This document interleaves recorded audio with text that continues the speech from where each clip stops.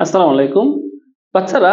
আমরা আজকে চ্যাপ্টার 5 এর আরেকটা কোশ্চেন সলভ করব। বেসিক্যালি একটা না, আমরা এখানে দুইটা কোশ্চেন সলভ করব, যেহেতু দুইটা কোশ্চেন একই উদ্দীপকের আন্ডারে আছে।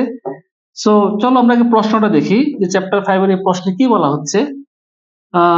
এই প্রশ্নটি বেসিক্যালি এইচএসসি পরীক্ষার প্রশ্ন, কুমিল্লা বোর্ড 2025 সালে আসা একটি প্রশ্ন।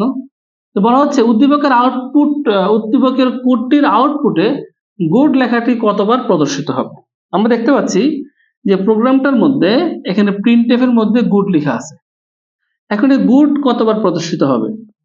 তো নরমালি আমরা যখন এগুলো চিন্তা করি, এই ধরনের প্রশ্নে কতবার, কত সংখ্যক বার, সেরকম যখন থাকে আমরা এই লুপগুলো দেখি প্রথমেই।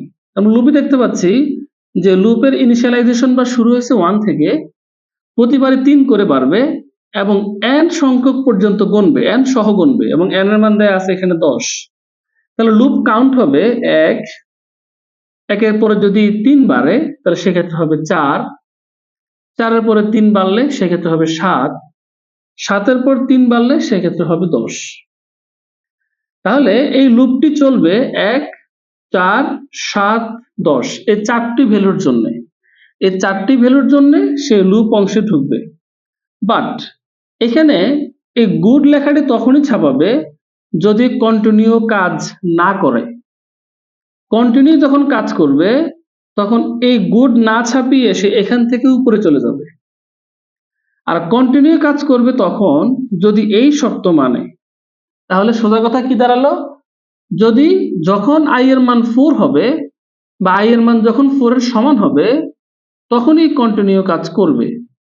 ইফ এর এখানে স্টেটমেন্টে ইফ স্টেটমেন্টের এরিয়া নাই।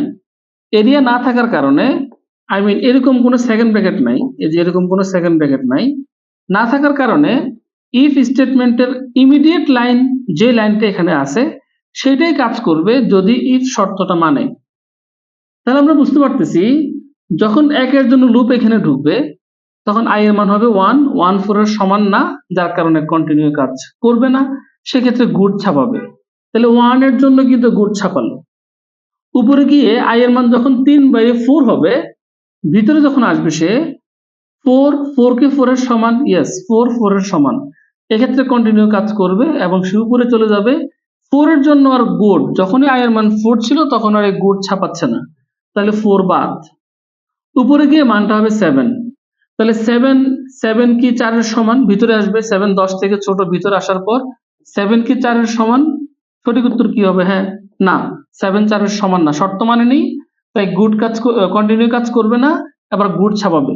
তাহলে 7 এর জন্য ছাপালো, উপরে যাবে i এর মান 3 বাড়বে, বেড়ে 10 হবে। 10 কি 10 এর সমান, ইকুয়াল চিহ্ন থাকার কারণে শর্ত মানছে এবং ভিতরে ঢোকার পর 10 কি 4 এর সমান না, তাহলে কন্টিনিউ কাজ করবে না, তখন আবার গুড ছাপাবে। ওকে, তাহলে 10 এর জন্য ছাপালো, 10 এর জন্য ছাপালো।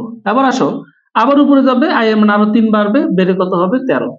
বাট এখানে শর্ত তো 10 পর্যন্ত দেওয়া, 13 তো হবে না, তাই ছাপাবে হচ্ছে 3 বার, 1 এর জন্য, 7 এর জন্য এবং 10 এর জন্য।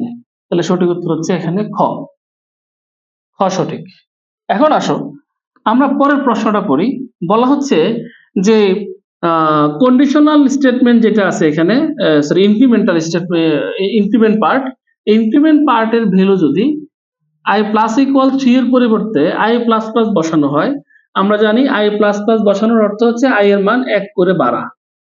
তাহলে লুপ শুরু হয়েছে 1 থেকে 1 করে বেড়ে n এর মান 10 পর্যন্ত গুনবে। তাহলে লুপ হচ্ছে 1 2 3 4 5 6 7 8 9 10, 1 থেকে 10 পর্যন্ত 10 বার লুপটা কাজ করবে, কিন্তু গুড ছাপাবে না যখন i এর মান 4 হবে। তাহলে 4 ছাড়া বাকি সবগুলোর জন্যই গুড ছাপাবে। তাহলে গুড ছাপাবে কতবার? 9 বার। এখানে 10 হবে না, 10 হইতো যদি এই অংশটুকু না থাকতো। যেহেতু একই উদ্দীপকের প্রশ্ন, তাহলে এই অংশটা থাকবে, থাকার পরে কতবার ছাপাবে? তাহলে এটার জন্য যখন 4 তখন একবার বাদ যাবে, আর 1 থেকে 10, 10 বারের মধ্যে 4 এর জন্য বাদ, তাহলে সঠিক উত্তর হচ্ছে এখানে 9। ইনশাআল্লাহ দেখা হচ্ছে নেক্সট কোন এমসিকিউতে। ভালো থেকো, আসসালামু আলাইকুম।